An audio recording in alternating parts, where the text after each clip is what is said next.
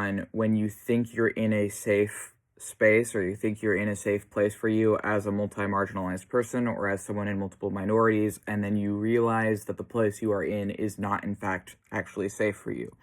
So this can be an in-person place or an online place. I've found that if it's online, I tend to be able to pick up that I'm not safe there faster than if it's in person, but I've definitely had this happen with in-person places as well. And sometimes there can be a few people that are in this space that are safe for you, but then there's just someone else that makes it no longer safe for you, or it reaches a point where it's no longer safe, and you can be thankful for what you had there when you were safe and valued there, while also acknowledging that what once was no longer is. And it can be really painful. It can be really painful, whether this be online or in person, to think that you found a community, to think that you found a place where you can just be yourself and realize that you can't.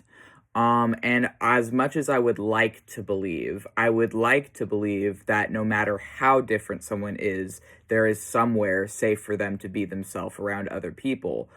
However, in practice, in reality, I don't necessarily believe that that is true. I think sometimes you sort of have to turn maybe a neutral space into a place that would be safe to be your true self in. And I think part of the problem is, especially if like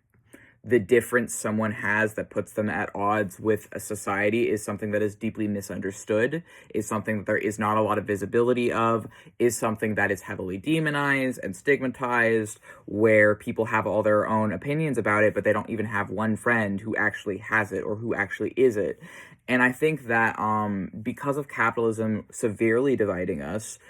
severely sowing hatred and fear within us and keeping us divided from each other, I think actually a lot of people deep down really do long for community right now and really do want and crave community and friends right now. But because of just all these different traps and binds that capitalism and fascism and totalitarianism and colonialism has woven into us, a lot of people are so deeply tangled up in these different traps and binds that they can't see a potential friend right in front of them, that they can't see the good people right in front of them because there's so much vitriol and violence and hatred that is keeping all of us divided. And I think that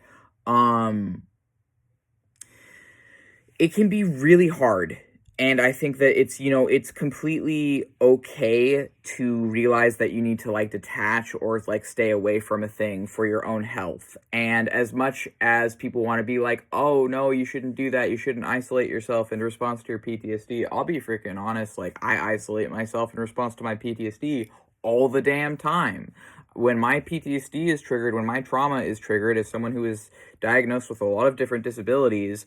I do detach myself because it's not worth my health, it's not worth my well-being to try and be in a place that is not meeting me where I'm at. If someone wants to take an issue with me over something that doesn't involve me, that is really just them projecting, that does show me I'm not safe there, and I am going to do what I can to take care of myself, because I've tried the alternative and it just isn't worth it. Like it's not worth my health to be somewhere where I am not valued.